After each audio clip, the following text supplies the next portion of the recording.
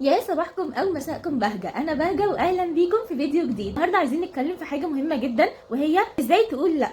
اول حاجه لازم نعرفها هو احنا ليه ما بنقدرش نقول لا. يعني مثلا ليه ما بقدرش اقول لا انا مش هروح المشوار ده لان انا تعبانه ومش قادره، او مثلا ليه ما بنقدرش نقول لا انا كده باجي على نفسي، انا كده بتعب نفسي. بكل بساطه لسبب مهم جدا، وهو ان احنا بنبقى فاكرين ان احنا لما نقول لكل الناس حاضر ده اسمه طيبه، وده اسمه اهتمام بالناس، وده اسمه حب، وده اسمه لطف مع الناس. ولكن الطيبه واللطف هم سلاح ذو حدين. انت لازم تبقى لطيف، وانت لازم تبقى تحب الناس، وانت لازم تبقى طيب، ولكن في حد معين بتسمعوا دايما عن حاجه اسمها الطيبه المؤذيه. هي دي الطيبه المؤذيه. بمعنى ايه؟ بمعنى ان الود واللطف والطيبه الزياده عن اللزوم، دايما في مثل بيقول لك اللي يزيد عن حده بيتقلب ضده. فالطيبه الزياده عن اللزوم ممكن تقلب مع الناس من ان هم يتكلوا عليك، وان هم يبقى عندهم كسل لان انت هتعمل لهم كل حاجه. لو مثلا زميلك يبقى عنده شغل والشغل ده هو يقدر يخلصه ولكن يديهولك انت، وده بيبقى زياده عن شغلك، ما بتاخدش قدامه مقابل، فده لا، ده اسمه كسل واتكال عليك.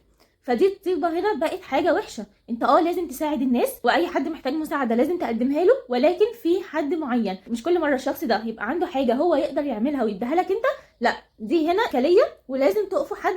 حتى لو انتوا من النوع ده هنحاول مع بعض ان احنا نغير نفسنا. الطيبه دي هتأدي بعد كده اتكاليه واعتماد وتطاول واستغلال، بمعنى ان هم خلاص هيبداوا في كسل، يتكلوا عليك انت اللي هتعمل كل حاجه، هيبداوا كل حاجه عندهم يعتمدوا عليك انت فيها. مع الوقت هيبدا الموضوع الاستغلال، وثم هيوصل الموضوع لتطاول، اللي هو الموضوع اصلا هيبقى فرض عليك، وانت لو ما عملتوش لا، هيبداوا بقى يتطاولوا انت ازاي ما عملتش الموضوع ده، مع ان الحاجه دي الشغل ده بتاعهم هم. يعني مثلا المشوار اللي انت مش عايز تروحه وبيتعبك فهتضطر تروح عشان هم ما يزعلوش، لا بعد كده خلاص هيبقى فرض عليك، انت ليه مش جاي؟ في المقابل ان انت مثلا لو قلت لا بطريقه حلوه بطريقه لطيفه، ان انت تدي ابتسامه خفيفه خالص وانت بتقول لهم معلش انا مش هقدر اجي، لا انا الموضوع ده بيتعبني فانا مش هقدر اكمله، لا الشغل ده فوق طاقتي وانا مخلص شغلي ومش قادر ان انا اخد شغل تاني فانا مش هقدر اعمله. مع ابتسامه خفيفه انت كده بتبين ان انت حر في اختياراتك، وان انت اللي بتحدد اختياراتك. ولما تبقى بتساعد حد فانت مجرد بتقدم له مساعده مش فرض عليك. كمان يا جماعه اكد على فرقوا ما بين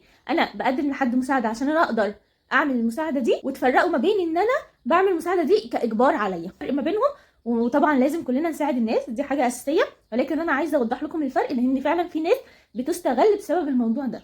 ولما تكون انت حر في اختياراتك ده هيخلي الناس تحترمك اكتر واكتر، ويعرفوا ان انت فعلا شخص عنده القدره ان هو يتخذ القرارات مش تابع لحد. تعالوا مع بعض نعرف ايه هي المساعده اللي بجد. المساعده هي بتبقى عباره عن حاجه شغل مؤقت او حاجه مؤقته او عمل لوقت مؤقت، الشخص ده فعلا بيبقى محتاج مساعده. يعني مثلا لما يبقى حد معاك في الشغل عنده شغل كتير قوي، هو مثلا مش قادر يخلصه النهارده، وفي تارجت مثلا لازم يحققه وانت مخلص شغلك، فانت ممكن بس تساعده في الشغل ده ان هو ينجزه بسرعه مثلا عشان يحقق التارجت. لكن مش تبقى بقى كل يوم يلا انت لازم تساعدني لازم تساعدني، لا، هي بتبقى مثلا مره الاسبوع ده ومره الشهر اللي بعديه، مش كل يوم ومش اجباري عليك، انت اللي بتقرر ان انت تساعده. طيب امتى المساعده دي تبقى استغلاليه؟ زي ما قلنا لما يطلب منك الموضوع ده كل يوم وبشكل اجباري، اللي هو انت النهارده هتعمل الشغل ده، مع ان الشغل ده هو مش مطلوب منك انت، هو مطلوب منه هو، ولكن هو خلاص اتعود ان انت بتوافق على طول، انت النهارده هتعمل الشغل ده.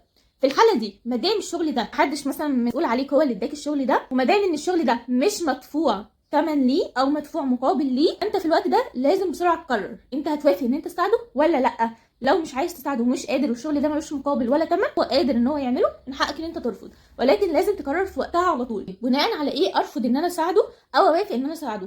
امتى ترفض ان انت تساعده؟ الاول حاجه انت على حسب معرفتك بالشخص ده وعلى حسب معرفتك بظروفه. يعني مثلا انت عارف ان الشخص ده فعلا محتاج ان انت تساعده، فانت خلاص هتوافق ان انت تساعده. كمان مدى قربك منه، يعني مثلا لو الشخص مثلا صاحبك وكده فخلاص ممكن تساعده مره مرتين، ولكن في ريد فلاج خدوا بالكم منه كويس قوي. لو حسيتوا في اي وقت ان السعاده دي بدات تتحول عليكم باجبار وبدات تتكرر كل يوم وبدات تحسوا ببوادر من الاستغلاليه، خدوا فورا وتقولوا لا مش هعمل الشغل ده تاني. وعلى فكره يا جماعه اي حد فينا في حد في حياته بيستغله او بيتكل عليه، هو بيبقى عارف ان الشخص ده استغلالي، الشخص ده يقدر يعمل الشغل ده بس هو مش عايز يعمله، ولكن احنا في الوقت ده لو الشخص ده قريب مننا واحنا بنحبه بنتكسف نقول له لا، او مش عايزين نقول له لا عشان ما نزعلهوش، ولكن مع الوقت الموضوع ده هيضركم انتوا نفسيا.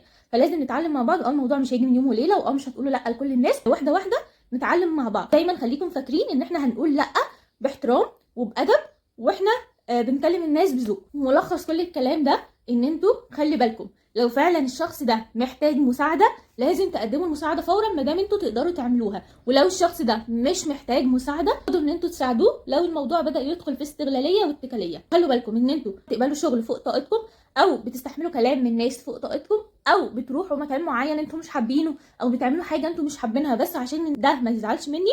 انتوا كده بتهلكوا نفسكم، تعبوا نفسكم بدنيا وصحيا نفسيا جسديا. فخلوا بالكم ان انتوا لما بتقولوا لا انتوا مش ناس سبرين، انتوا مثلا مش ناس مش عايزين تساعدوا حد، لا ما دام الشخص ده مش محتاج مساعده نفسكم اولى بيها ان انتوا تريحوها شويه. الكلام ده كله كان ملخص من كتاب ريت الفستق، اتمنى ان هو يكون عجبكم، اتمنى كلنا نكون احسن، واتمنى ان احنا نطور نفسنا واحده بواحده. ودايما خليكم فاكرين ان انتوا كل حاجه بتقولوها لازم تتقال باحترام وبادب وباخلاق. ما ينفعش نجرح حد مهما كان الشخص اللي قدامنا ايه، ما ينفعش نبقى احنا قلات الذوق، او ما ينفعش نقلل ادب منه. فعادي بكل بساطه لو انتوا مش قادرين على المساعده والشخص مش محتاجها تقدروا تقولوا له لا مش هقدر اعمل كده، انا اسف.